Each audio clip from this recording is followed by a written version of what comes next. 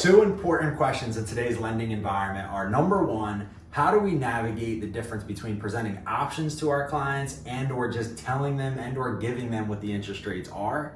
The other thing we have to battle with and or figure out how to overcome is educating our clients in a high interest rate environment, right? So if we go into a little bit of a time machine and we look back last year, we started 2022, we went from 3 to 4 to 5 to 6 to 7. Meanwhile, every 30 to 45 to 60 days, we had to re-educate our clients about the current state of the market.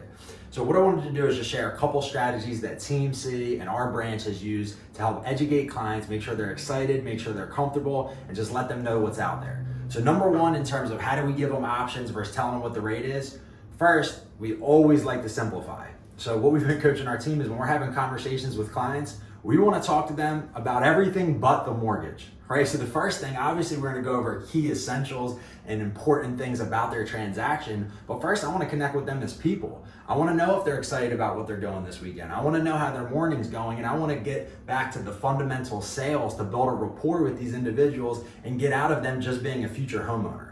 The more I can talk about everything that has nothing to do with the loan estimate, the more control I have when it comes time to go over the important things, because I've established credibility with the person on the other line of the phone. So number one, I want to simplify and I want to talk about every single thing I can that has nothing to do with the mortgage. When it comes to options, it depends on what the client profile is. So if I have somebody that I know is very price sensitive, I'm going to go over absolutely. I have a couple options that I'll be able to send over to you.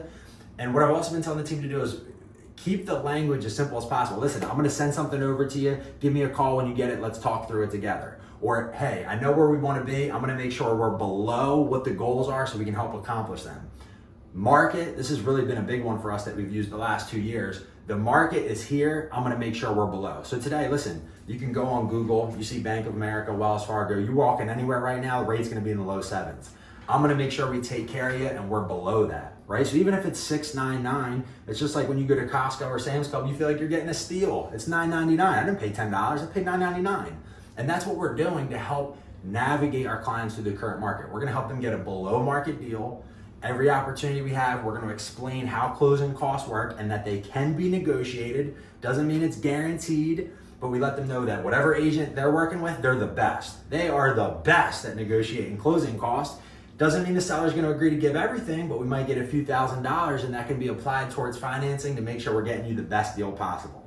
So those are just a couple of nuggets again on options versus rates. It depends on the client profile. If I have a client that I hit it off with and no questions come up, hey, check out the initial disclosures. We're gonna send them over. It's a conservative estimate of what to expect. Electronically sign them for me when you get them. Well, they signed them, they acknowledge them, we know what the terms are, we're comfortable. When we got the initial app, we already know what the payment goals are. We already know what the cash to close goals are. I don't need to oversell and go line item by line item like I'm doing an audit on every financial decision he's ever made. My job is to help him accomplish the goal of financing this property and to do it the best way possible. So that's my feedback on options versus rates. If I got somebody that's super payment conscious, hey, I want to be at $1,200 a month, then the first thing I'm going to is this awesome program called a 2-to-1 buy down. That might get us to $1,700 year one, right? We'll get as close as possible. And then in terms of, is now a good time to buy? What do I do with rates? Listen, this is not your forever loan, but it could be a property that you have in your portfolio forever, right? So financing is temporary, assets could last forever, it's tangible, it's appreciate. Let's focus on what we can control. Hope you have a blessed day, blessed week. Hopefully that added some value for you. If you have any questions, teamc@apmortgage.com. Let's go.